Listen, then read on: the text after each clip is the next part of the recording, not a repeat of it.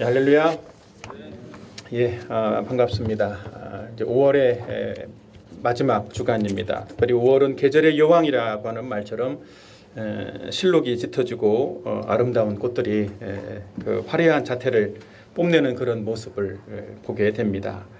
이 생명력으로 가득 찬 이 시기에 하나님 주시는 생명의 은혜가 저와 여러분들에게도 풍성히 또 충만하게 흘러넘치기를 예수님의 이름으로 축원합니다. 저는 지난번에 누가복음 7장 1절에서 10절에 있는 말씀을 통해서 진실된 믿음의 사람이라는 그런 제목으로 함께 말씀을 나누었었습니다. 첫 번째로 제가 말씀드렸던 것은 진실된 믿음이란 무엇인가 라고 하는 말씀을 드렸었는데, 예수님의 창조주이심과 긍휼을 믿고 말씀의 능력을 믿는 것이 진실된 믿음이다라는 그런 사실들을 말씀드렸습니다. 그리고 둘째로는 진실된 믿음의 본질에 대해서 말씀을 하면서 하나님의 사랑을 믿고 하나님의 마음으로 사랑을 실천하는 것이다 라는 사실들도 말씀드렸고, 세 번째로 진실된 믿음의 삶을 사는 방법에 대해서 말씀을 드렸는데, 예수님의 권위 앞에 자기 자신을 낮추고 말씀대로 이루어질 것을 믿는 것이다 라는 사실들에 대해서 말씀을 나누었습니다. 오늘은 그 말씀의 뒤에 이어서 누가복음 강의 21번째, 21번째입니다. 오늘의 제목은 들으셨던 것처럼 그 절망에서 희망으로라고 하는 그런 제목을 잡아봤습니다. 오늘 본문에 보면 절망과 슬픔에 빠진 한 그 여인이 나옵니다. 그 여인은 희망을 잃고 절망 중에 있던 그런 사람이었습니다. 예수님이 갈릴리 지역에서 복음을 전하시다가 나인성에 도착하셨을 때 만나게 된 여인이었습니다. 예수님이 나인성에 도착하셨을 때 예수님은 그 성에서 나오는 장례 행렬을 예수님은 발견하게 되었습니다. 그리고 그 장례 행렬 뒤에 한 여인이 대성통곡을 하면서 따르고 있는 것들을 보게 되었습니다. 그 여인은 과부였고 과부에게 있었던 독자 아들이 죽게 되었기 때문에 정말 깊은 절망과 슬픔 속에서 몸부림치면서 울고 있는 그런 여인의 모습, 그 여인의 모습을 예수님이 보신 것입니다. 그래서 그 예수님은 그 여인의 모습을 보시고 정말 불쌍히 여기시고 죽은 아들을 살려주시는 그런 내용들이 오늘 본문에 나와 있는 내용입니다. 이 본문을 통해서 우리는 무엇을 깨달을 수 있겠습니까? 바로 예수님은 오늘날 우리의 문제들도 해결해 주실 수 있는 분이라는 것입니다. 우리는 인생을 살면서 여러 가지 고난과 또 절망의 순간들을 만나게 됩니다. 어떤 사람들은 나는 공부를 하면 뭔가 잘하는 것 같은데 시험만 보면 안 돼 이러는 사람도 있기도 합니다. 어떤 사람은 취업이 안 된다라고 불평하는 사람도 있죠. 어떤 사람은 예기치 않은 어떤 그런 질병 때문에 어려움을 당하기도 합니다. 심지어는 정말 가까운 사랑하는 사람이 세상을 떠나는 일들을 겪게 되는 그런 일들을 당하기도 합니다. 그런데 이런 모든 일들이 우리의 능력으로는 어찌할 수 없는 그런 때로는 그런 정말 어려운 문제들입니다. 이런 문제들을 주님께서 찾아오셔서 해결해 주신다라고 하는 것입니다.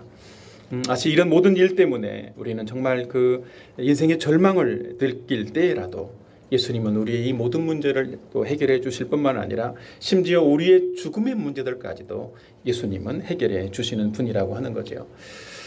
제가 지난달에 우리나라에서 그 조사된 실업자 수를 한번 인터넷에서 찾아봤는데 4월 달에 실업자 수가 86만 4천 명이라고 합니다. 근데 그 중에 40%가 청년 실업자라고 되어 있었습니다. 더욱 놀라운 것은 그런 정말 인생의 짐을 견디지 못한 20, 30대의 청년들의 사망률이 늘어나고 있다라고 하는 것입니다.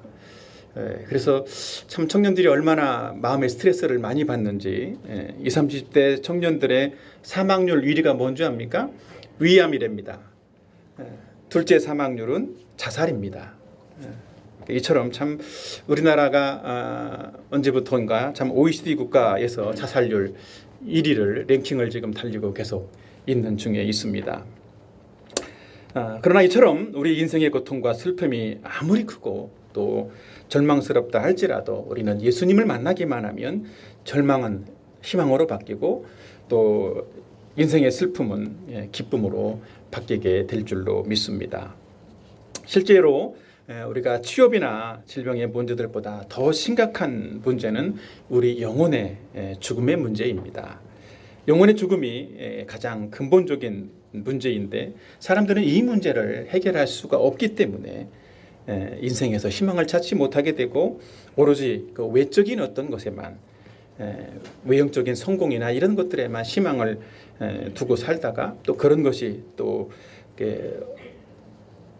얻어지지 못하면 절망하게 되는 그런 일들을 보게 된다라고 하는 것이지요. 그래서 성공을 꿈꾸며 살던 청년들이 정말 이렇게 취업을 위해서 힘쓰지만 또 취업이 안 된다라고 해서 마치 인생 다 끝난 것처럼 비관하고 또 자살하는 일들이 왕왕 생긴다라고 하는 것입니다.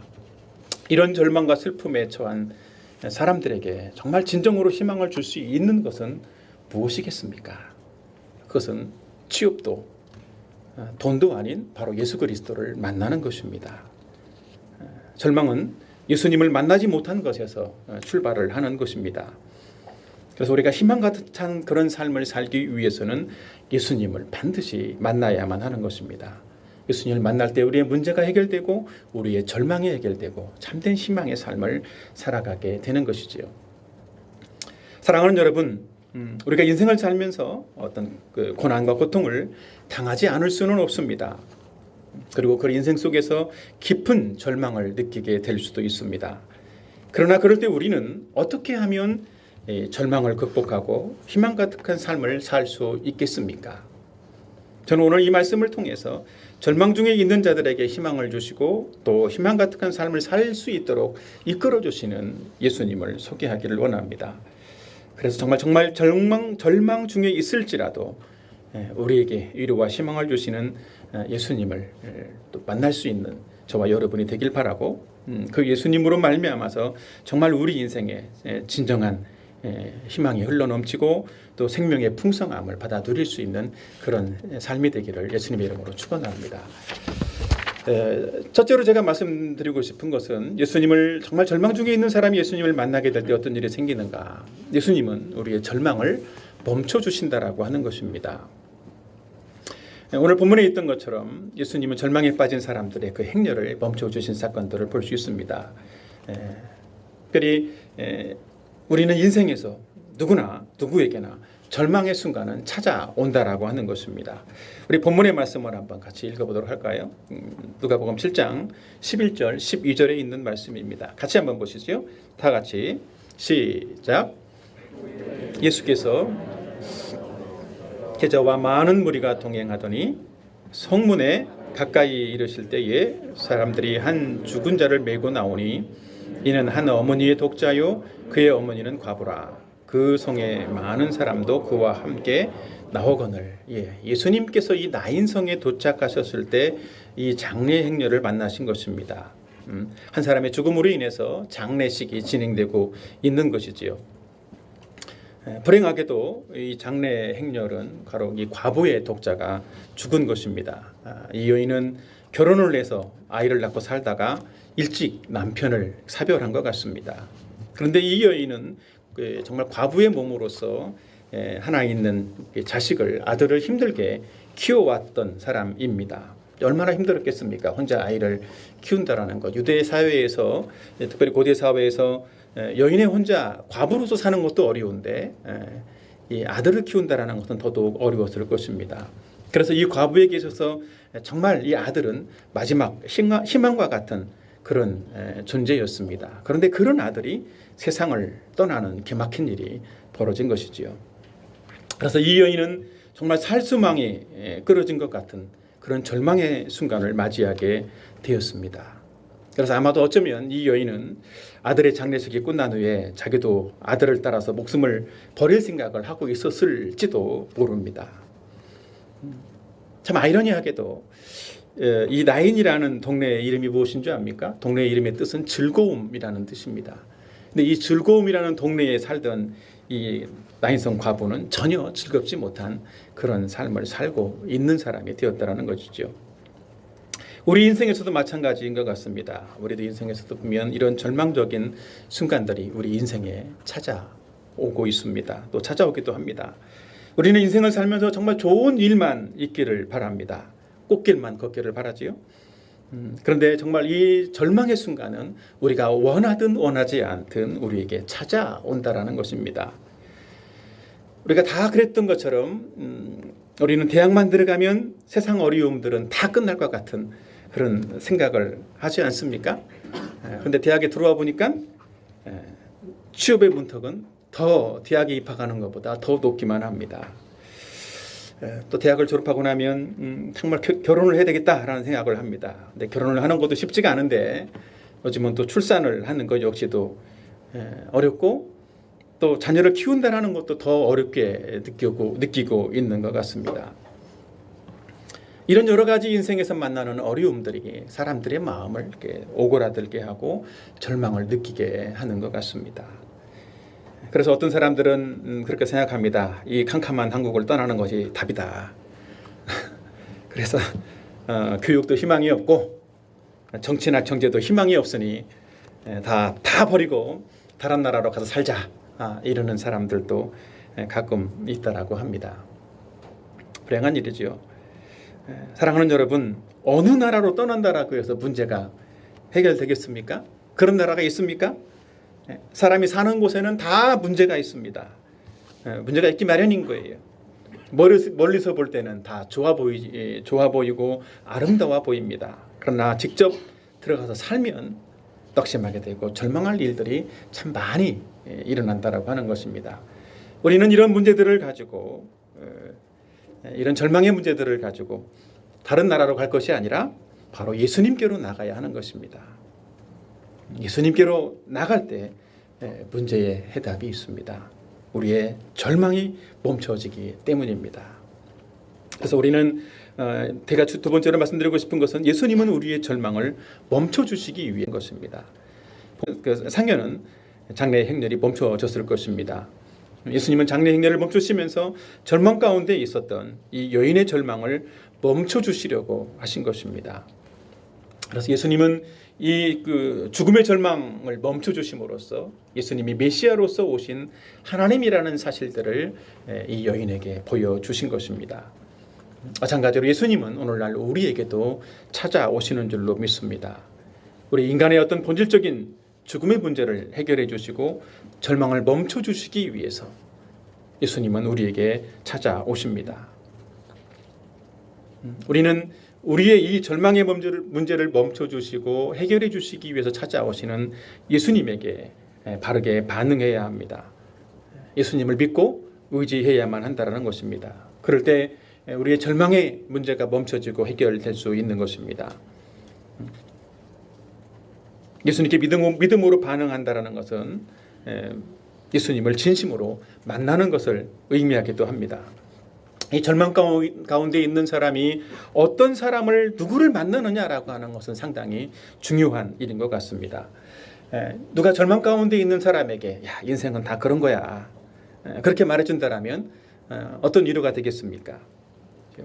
인생은 다 그런 거라면 그래 인생을 살아봤자 별로 크게 희망도 없네 이러면서 오히려 희망을 갖지 못하고 더 절망할 수밖에 없는 것입니다. 그러나 우리가 예수님을 만나기만 하면 모든 절망의 문제가 해결되고 참된 희망을 가지게 되는 것입니다. 사랑하는 여러분, 예수님은 우리를 찾아오셨습니다. 그리고 우리 앞에 놓인 영원한 이 절망의 문제를 멈추시고 해결해 주시는 분이십니다.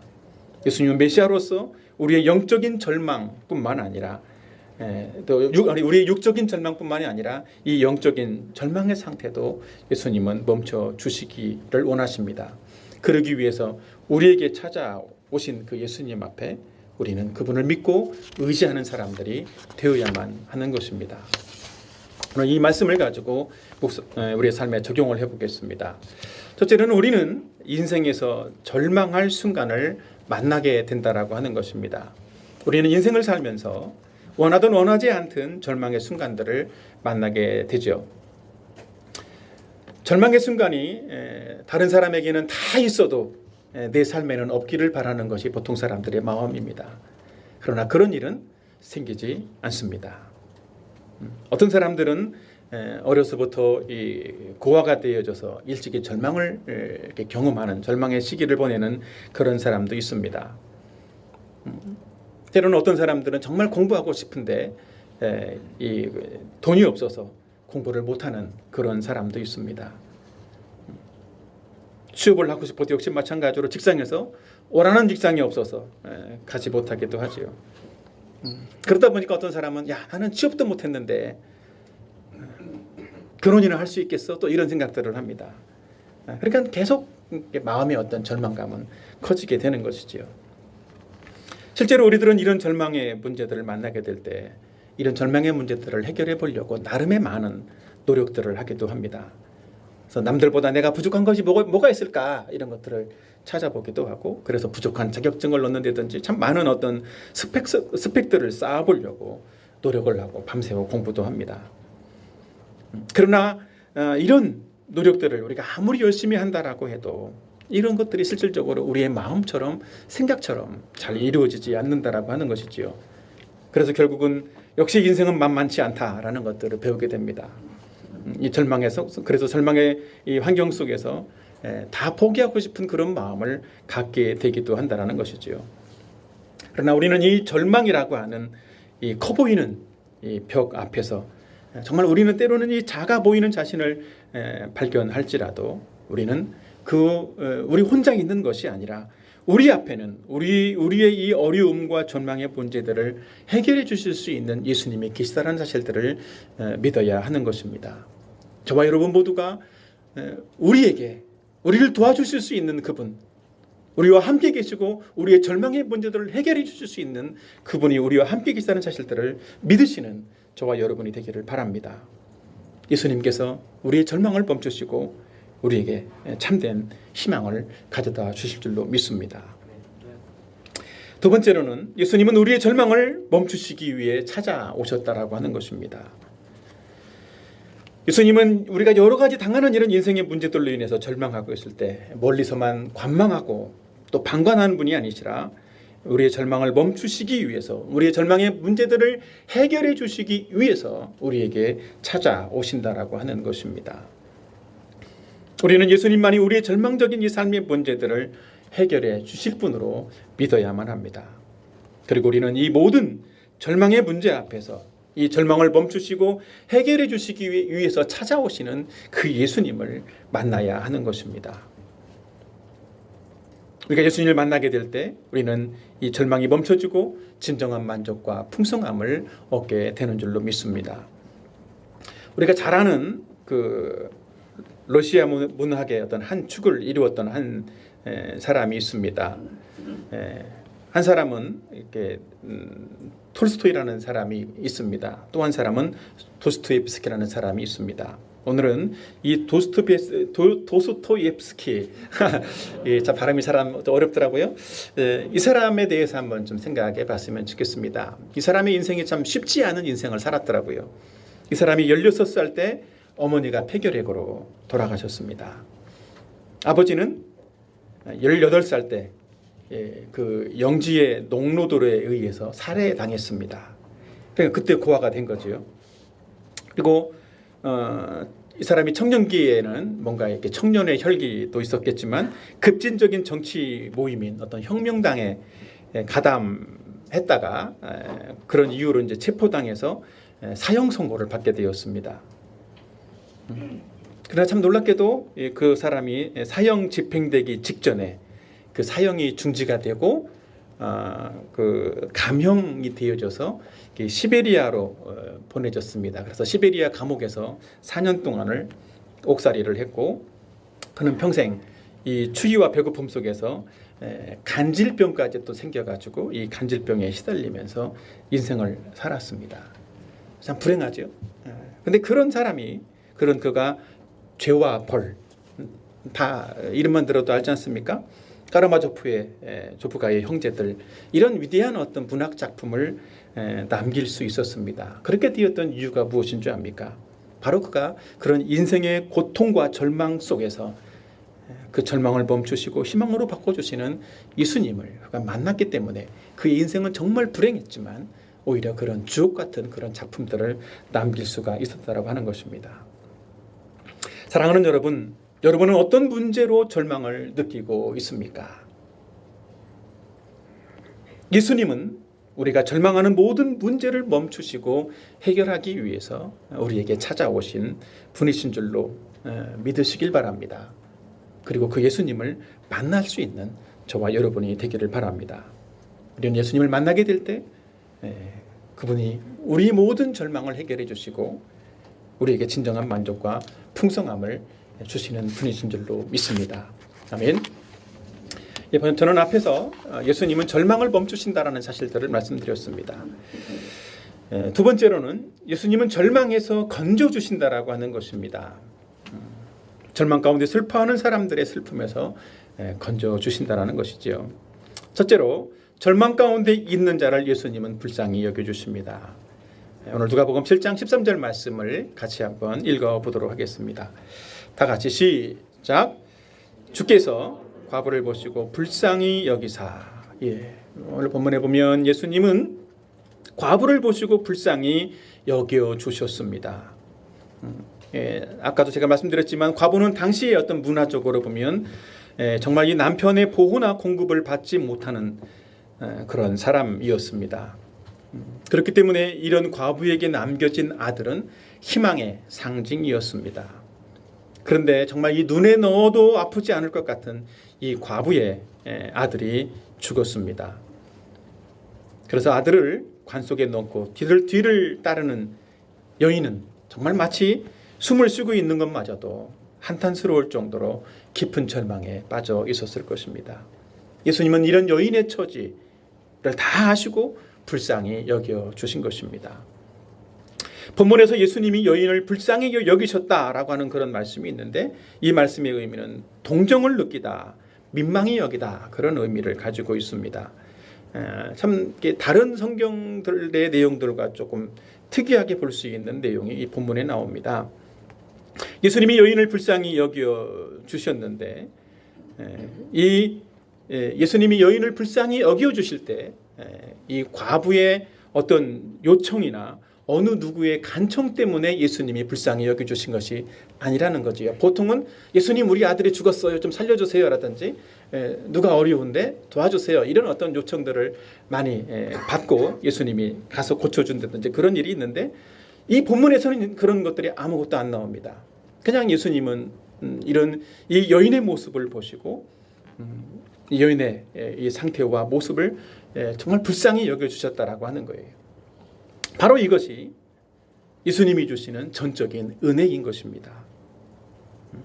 아무 노력을 한 것이 없지만 모든 형편을 예수님이 다 아시고 불쌍히 여겨주시는 것이지요. 예수님은 우리의 절망과 고통 중에서 우리가 남몰래 흘리는 그런 눈물을 예수님은 다 아시고 우리를 불쌍히 여겨주시는 분이시라는 것입니다. 사랑하는 여러분, 우리는 이 주님의 이런 전적인 은혜를 의지하고 정말 믿음으로 주님만을 바라보는 그런 사람들이 되었으면 좋겠습니다. 그러면 우리 앞에 놓여있는 정말 이 절망과 고통의 문제를 가지고 우리는 우리를 불쌍히 여겨주시는 예수님께 나가야만 하는 것입니다. 둘째로 예수님은 우리의 절망의 문제를 해결해 주기를 원하신다는 것입니다. 13절 말씀을 같이 한번 보실까요? 같이 봅니다. 시작. 주께서 과부를 보시고 불쌍히 여기사 울지 말라 하시고 이렇게 말씀하셨습니다. 네. 예수님은 이 절망 중에 있는 사람을 불쌍히 여겨주셨을 뿐만 아니라 이 문제를 해결해 주시기를 원하셨다는 것이지요. 과부에게 울지 말라 이렇게 말씀하고 있습니다. 이 과부에게 죽은 아들 때문에 절망하고 슬퍼하고 울고 있는 이 여인에게 울지 말라라고 하는 것은 무엇을 의미하겠습니까? 그것은 주님께서 해결해 주실 것이니까 내가 해결해 줄 거다. 염려하지 말아라 라고 하는 음성이기도 합니다. 오직 주님이 해결해 주실 것을 믿으라는 말씀이기도 합니다. 그래서 이 과부는 울지 말라라고 하는 이 예수님의 그 말씀을 들었을 때 아마 두 눈이 동그랗게 되어졌을 것입니다. 이런 일은 아마 인생에서 한번 경험할까 말까한 그런 경험이었을 것입니다. 우리의 삶에서도 정말 이 사건과 사고가 끊이지 않습니다. 그래 정말 울지 않을 수 없는 그런 수많은 일들을 우리는 만나게 됩니다. 우리 앞에 놓여 있는 이 수많은 절망의 문제들은 우리의 죄와 또 어떤 영적인 죽음의 문제 때문에 필연적으로 찾아오는 것입니다. 우리의 삶에는 그래서 가시덤불과 엉겅퀴와 같은 것들이 가득하게 되고 우리는 수많은 노력과 수고에도 불구하고 정말 무엇을 해도 만족할 수 없는 그런 인생을, 그래서 그런 공허함들을 경험할 수밖에 없는 그런 삶을 살게 되는 것입니다. 이런 모습 앞에서 예수님은 우리에게 절망하고 낙심하지 말라고 말씀하고 있는 것입니다. 우리는 주님이 우리의 실제 삶을 도와주실 줄로 믿어야 하는 것입니다. 예수님께서 과부를 불쌍히 여겨주시면서 울지 말라고 말씀하신 것처럼 주님은 절망 가운데 있는 저와 여러분을 불쌍히 여겨주시고 우리의 모든 절망의 문제를 해결해 주실 줄로 믿습니다. 이 말씀을 우리의 삶에 한번 적용해 볼까요? 가장 큰 절망은 죽음이라고 하는 것입니다. 죽음은 왜 가장 큰 절망이 되겠습니까? 사람은 원하든 원하지 않든 죽을 수밖에 없는 그런 존재입니다. 그리고 아무도 이 죽음을 피할 수가 없습니다. 세상에 그 무엇으로도 이 죽음의 문제를 이길 것이 없다라고 하는 것입니다. 그러나 오직 예수 그리스도만이 우리의 이 죽음의 문제를 해결해 주시는 분이시라는 거죠. 실제로 이 모든 절망들은 죽음에서 나오는 것입니다. 그리고 죽음은 죄의 결과에서 찾아오는 것이지요. 그러니까 우리의 모든 문제가 죄와 죽음에서 나오는 것이라는 것이지요. 그래서 사람들은 죽음을 두려워하고 있고 죽음의 문제를 해결해 보려고 노력을 하지만 아무도 죽음의 문제를 해결하거나 이길 수가 없다라고 하는 것입니다. 우리는 죄성을 가지고 태어난 존재들이기 때문에 이미 영적으로 죽은 상태에 있고 우리의 노력으로는 이 영적으로 죽은 상태에 있는 이 우리의 문제들을 해결할 수가 없습니다. 그래서 영적 사망 상태에 있는 영적 사망 상태로 태어난 우리들은 필연적으로 육신의 죽음을 맞이할 수밖에 없는 존재라고 하는 겁니다. 그리고 육체의 죽음과 함께 우리는 영원한 죽음의 상태인 지옥을 향해서 갈 수밖에 없다라고 하는 것이지요.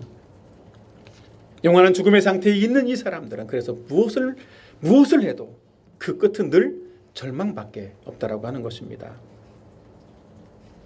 그렇기 때문에 우리가 해야 될 일은 무엇이겠어요? 예수님만 믿는 것입니다. 예수님을 만나야 하는 것입니다. 이 가장 큰 절망인 죽음의 문제를 해결해 주실 수 있는 분, 그분을 만나야 하는 것이지요. 왜냐하면 두 번째로 예수님이 절망을 이기셨기 때문입니다. 오직 예수님만 우리의 죽음의 문제를 이기신 분이십니다. 예수님은 사람의 모습으로 오셔서 우리의 죄를 담당하시고 죽어주셨습니다. 그리고 3일 만에 예수님은 죽음을 이기시고 다시 살아나셨습니다. 예수님은 죽음을 이기시고 우리에게 영원한 승리와 소망을 준비해 주셨고 영생을 우리에게 살도록 선물해 주셨습니다. 고린도전서 15장 55절 말씀을 같이 한번 읽어보실까요? 한번 보겠습니다. 시작. 사망아 너의 승리가 어디 있느냐? 사망아 네가 쏘는 것이 어디 있느냐? 예. 사망을 이기시고 승리하신 분은 오직 예수 그리스도밖에 없는 줄로 믿습니다. 예수님이 사망을 이기시고 죽음에서 부활하셨습니다. 우리는 이 예수님이 우리의 모든 죄와 사망을 이기시고 절망을 이기시는 분이신 줄로 믿어야만 하는 것입니다. 또한 예수님이 우리의 모든 이 죽음의 문제를 이기셨기 때문에 우리의 절망의 문제들도 다 아시고 그 문제들도 해결해 주실 줄로 믿습니다. 여러분은 이 죽음의 절망을 이긴 그런 사람이 되었습니까? 만약에 그런 사람이 되었다라면 우리 절망을 이기신 그 예수님을 믿고 의지하는 그런 분들이 되었으면 좋겠습니다. 그래서 세 번째로는 절망의 문제를 가지고 우리는 은혜의 보좌 앞에 나가야만 한다는 것입니다. 우리는 절망의 문제를 가지고 하나님의 그 예수 그리스도의 은혜를 의지해서 예수님께 나가야만 한다는 것입니다. 이 과부가 자기 아들의 죽음의 문제를 놓고 예수님께 요청하지 않았지만 예수님은 그 여인을 불쌍히 여겨주신 것처럼 예수님은 지금 이미 우리의 문제를 다 아시고 우리를 불쌍히 여겨주시는 줄로 믿습니다. 그 우리를 불쌍히 여겨주시고 우리에게 은혜를 베풀어 주시기를 원하시는 그 예수님 앞에, 그 예수님의 보좌, 은혜의 보좌 앞에 우리는 당당히 나아가서 우리의 필요를 가지고 예수님께, 우리 이 절망의 문제들을 가지고 예수님께 아뢰어야만 하는 것입니다. 우리의 문제들을 낱낱이 상세히 예수님께 나가서 낱낱이 말씀드림으로써 우리는 주님의 그 주시는 풍성한 은혜와 해결책을 받아 누릴 수가 있는 것입니다. 우리는 예수님의 그 은혜의 보좌 앞에 나갈 때 절망의 문제가 멈춰지는 것들을 보게 될 것입니다. 그리고 우리는 모든 이 절망의 환경 속에서 예수님께 우리의 모든 염려를 맡겨드림으로써 우리는 예수님 주신 은혜의 풍성함들을 경험하고 또 기도의 응답을 받게 될 줄로 믿습니다. 저와 여러분 모두가 정말 이 은혜의 보좌 앞에 나가서 기도할 수 있는, 담대히 하나님께 구할 수 있는 그런 삶이 되기를 바랍니다. 히브리서 4장 15절 16절을 같이 한번 읽어보겠습니다. 히브리서 4장 15절 16절입니다. 같이 봅니다. 시작. 우리에게 있는 대제사장은 우리의 연약함을 동정하지 못하실 리가 아니요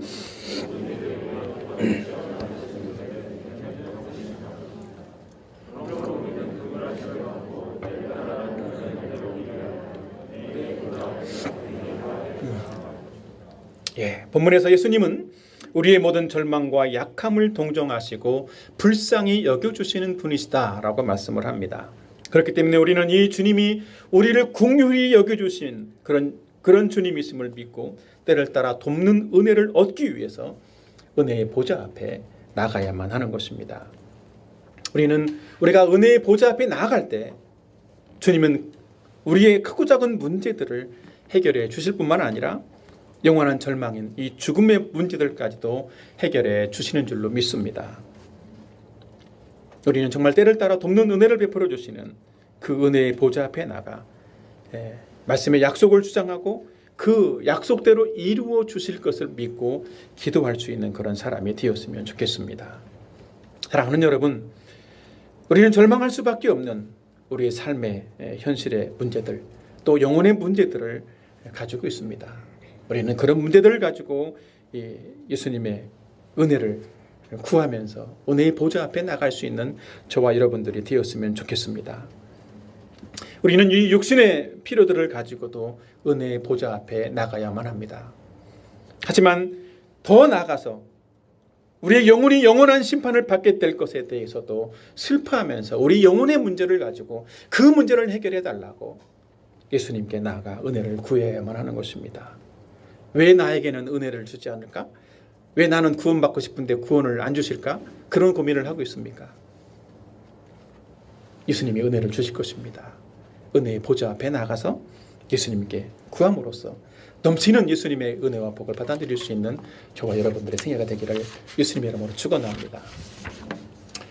저는 앞에서 예수님은 절망을 멈추신다라는 말씀을 드렸고, 두 번째로는 예수님은 절망에서 우리를 건져주신다라는 말씀을 드렸습니다. 마지막 세 번째로는 예수님은 절망을 희망으로 바꿔주신다라고 하는 것입니다.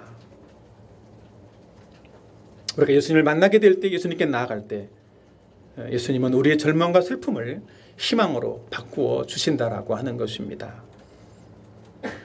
첫째로, 절망은 끝이 아닙니다.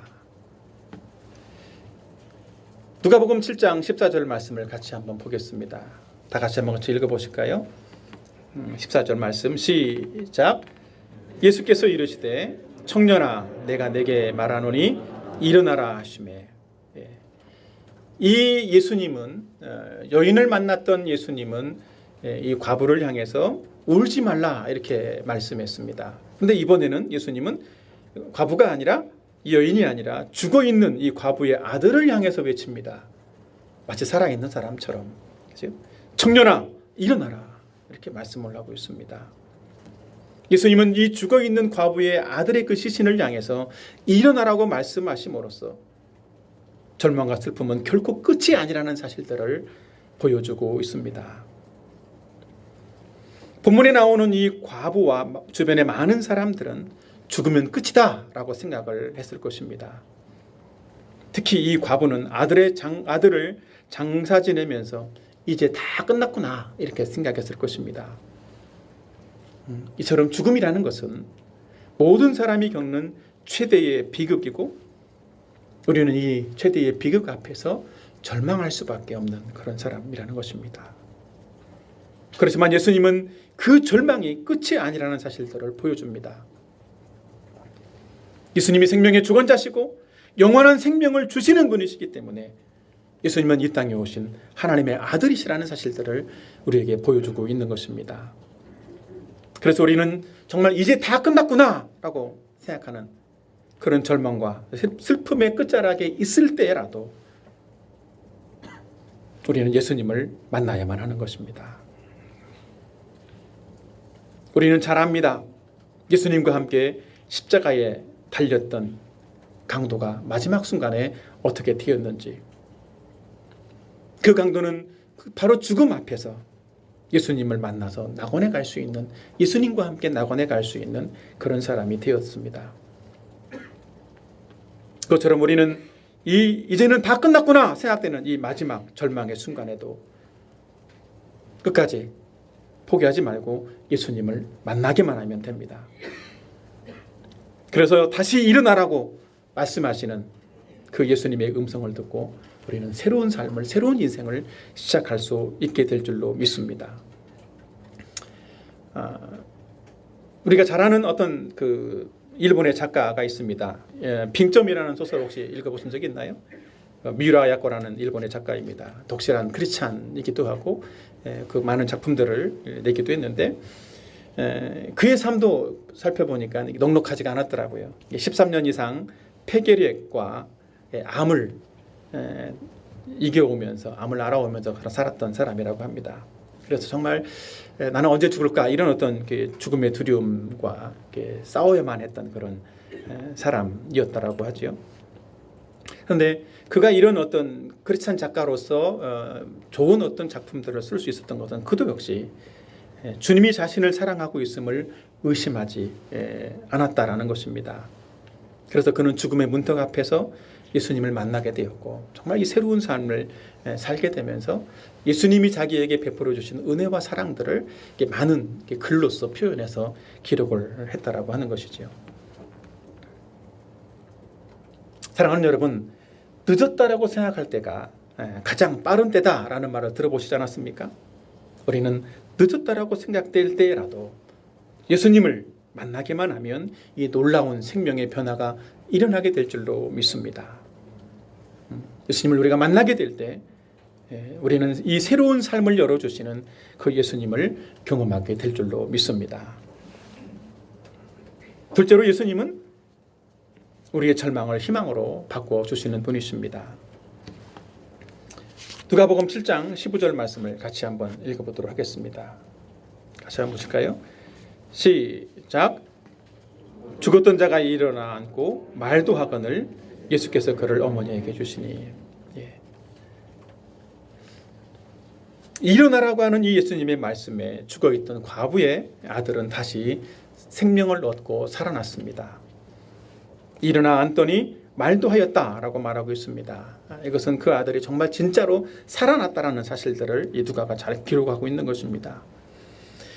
예수님은 죽은 자를 살려주심으로써 예수님 자신이 이 생명과 사망의 이 문제들을 주관하시는 하나님이라는 사실들을 보여주고 있습니다.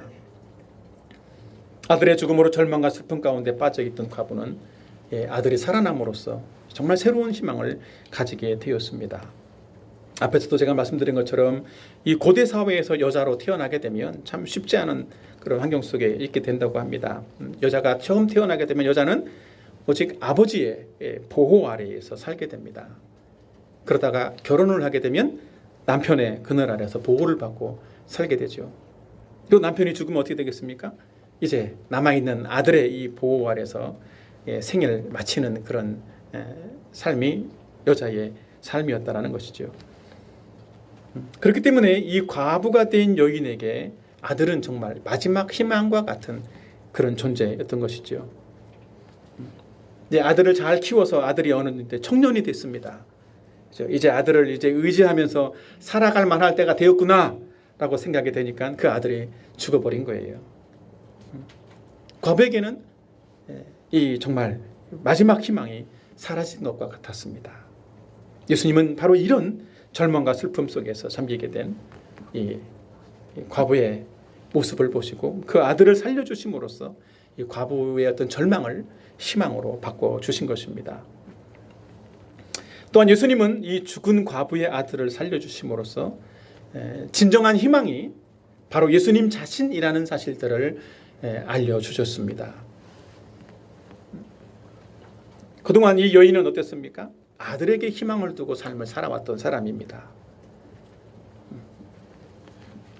그런데 예수님께서 이 자기 절망을 희망으로 죽은 아들을 살려주시는 이런 일들을 보면서 바로 진정한 희망은, 참된 희망은 예수님밖에 없구나라는 사실들을 알려주셨다는 것이죠. 과부의 죽은 아들을 살리시기까지 모든 일이 주님의 주권적인 그 은혜와 능력 아래에서 이루어졌습니다. 마찬가지로 우리는 이 주님의 도우심과 은혜 없이는 한순간도 살 수 없는 그런 존재라는 사실들을 깨닫고 예수님을 우리 인생의 참된 희망으로 삼고 그를 살아가는 그런 사람들이 되어야만 하겠습니다. 사랑하는 여러분, 우리가 예수님을 믿고 구원받은 그리스도인이라면 우리는 우리의 참된 희망을 예수님께만 두어야 합니다. 오직 예수님이 우리들의 진정한 희망이 되어야만 하는 것이지요. 우리는 예수님이 주실 은혜만을 의지하고 살아가는 그런 사람들이 되어야 한다는 것입니다. 예수님은 우리에게 십자가의 공로와 은혜를 베풀어 주심으로써 이 절망을 희망으로 바꿔주시는 그런 참된 희망이시다라는 사실들을 우리는 믿고 예수님을 의지하며 살아가는 저와 여러분이 되었으면 좋겠습니다. 이 말씀을 우리의 삶에 다시 한번 묵상해 보겠습니다. 첫째로 우리는 마음의 문을 열고 마음을 열고 예수님의 음성을 들어야만 한다는 것입니다. 우리는 이 절망의 순간에 마음을 열고 예수님의 음성을 진심으로 듣는 자가 되어야 하는 것입니다. 모든 것이 다 끝났다라고 생각하는 한 인생의 죽음 앞에서 예수님이 청년아 일어나라 이렇게 말씀하신 것처럼 우리는 이 절망의 순간에 절망을 희망으로 바꾸실 예수님의 음성을 들어야만 하는 것입니다. 특히 영혼의 생명을 얻지 못한 사람이 있다라면 무엇보다 생명을 주시는 예수님의 그 음성을 듣기를 축원합니다. 복음서를 살펴보면 예수님이 죽은 자를 살리는 어떤 사건들이 토탈 3번이 나옵니다. 오늘 본문의 말씀이 그 중에 하나인데 그 3번의 사건들을 공통적으로 살펴보면 예수님은 죽은 자를 향해서 말씀합니다. 첫째로는 야이르의 딸을 살려주셨는데 소녀야 일어나라 이렇게 말씀했습니다. 둘째로는 죽은 나사로를 향해서 나사로야 나오너라 이렇게 말씀했습니다. 그리고 오늘 이 본문에서도 나인성 과부의 아들을 향해서 청년아 일어나라 이렇게 말씀하고 있다는 거죠. 죽어있던 사람들, 이 3명의 죽어있던 사람들은 공통적으로 다 자기 자신에게 말씀하시는 예수님의 음성을 듣고 새 생명을 얻게 된 사람들이었습니다.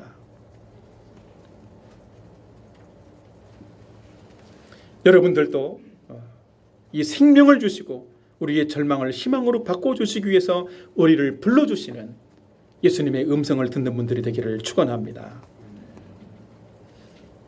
죽어있는 우리의 영혼이 살아날 수 있는 유일한 방법은 예수님의 음성, 예수님의 말씀을 듣는 것입니다.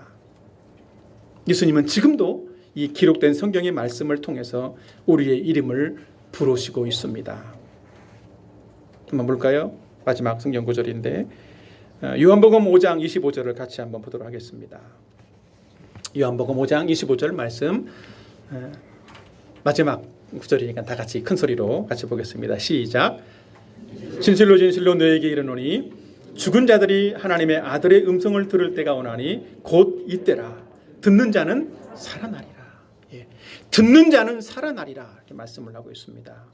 우리는 이 성경의 말씀을 통해서 우리에게 생명을 주시기 위해서 우리의 이름을 부르시는 이 주님의 분명한 음성을 들어야 하는 것입니다. 이 자리에 있는 여러분들은 여러분들의 이름을 부르시는 주님의 음성을 들으셨습니까? 그 주님의 음성을 들었다면 머뭇거리거나 나중으로 미루지 마시고 즉시 예수님 앞에 나와서 예수님을 믿고 이 생명을, 예수님 주시는 생명을 얻는 분들이 되기를 축원합니다. 혹시 이 자리에 계신 분들 중에 육신의 죽음이 나에게는 멀리 있어 라고 생각하는 분들이 혹시 있습니까? 죽음은 인생에게 숙명처럼 불쑥 찾아오는 것입니다. 결코 멀리 있는 것이 아닙니다. 이 죽음의 문제는 우리의 본질적인 죄에서 발생을 하는 것이기 때문에 아무도 이길 수 없고 해결할 수가 없습니다. 그래서 죽음의 문제는 우리를 가장 절망스럽게 만드는 것입니다. 죽음에는 세 가지의 종류가 있습니다. 뭐가 있습니까? 첫 번째로는 영적인 죽음이 있습니다. 두 번째로는 육체의 죽음이 있습니다. 세 번째로는 영원한 죽음이 있습니다. 우리는 태어나면서부터 육체의 죽음을 전제로 태어났습니다. 그것은 이미 우리가 영적으로 죽어 있는 존재라는 사실들을 증명해 주는 것입니다. 우리는 죄성과 죄로 인해서 죽어 있는 자들이 되었습니다. 그리고 이 죽어 있는 자들은 육신의 생명이 다하게 되는 날 영원한 죽음에 처하게 되는 것입니다. 우리에게 놓여 있는 이 죽음의 문제, 이 문제를 해결해 줄 수 있는 유일한 분은 오직 예수님밖에 없습니다. 우리는 이러한 이 죽음의 실존 앞에서 겸손하게 자기 자신을 돌아보고 죽어 있는 우리 영혼에 생명을 주시기 위해 찾아오시는 이 예수님, 그분을 구세주와 이 생명의 주인으로 믿고 영접하는 저와 여러분들의 되기를 예수님의 이름으로 축원합니다. 사랑하는 여러분, 주님은 우리의 연약함을, 모든 연약함들을 다 아시고 죄와 허물로 죽어 있는 이 우리를 긍휼히 여겨주시고 우리에게 생명의 말씀으로 우리를 부르시는 줄로 믿습니다. 우리는 그 주님의 음성을 듣고 믿음으로 주님께 반응해서 생명을 얻고 모든 절망의 문제를 해결할 수 있는 저와 여러분들이 되었으면 좋겠습니다. 마지막 두 번째로 오직 예수님께만 희망을 두고 간청해야 한다는 것입니다. 예수님의 음성을 듣고 생명을 얻은 사람이라면 우리는 예수님께 참된 희망을 두고 매일의 필요를 위해서 그 은혜의 공급을 간청하며 살아야만 한다는 것입니다. 우리는 구원받은 사람일지라도 그냥 모든 것들을 하나님이 다 주시는 것이 아니라 매일매일 그 은혜의 보좌 앞에 나가서 우리의 필요를 주님께 아뢰고 간청함으로써 하나님의 은혜를 풍성히 받아 누리는 그런 사람들이 되어야만 한다는 것입니다. 나인성 가부가 아들에게 희망을 두고 살아갔던 것처럼 실제로 우리의 삶은 많은 부분에서 돈에 희망을 두고 살기도 합니다. 때로는 명예나 이 권력에 희망을 두고 살기도 합니다. 어떤 사람은 부모에게 희망을 걸기도 하고 어떤 사람은 자식에게 희망을 걸고 희망을 두고 살기도 하는 것이지요. 그러나 이 모든 것들은 영원하지 못합니다. 그렇기 때문에 진정한 희망이 될 수가 없는 것들이지요.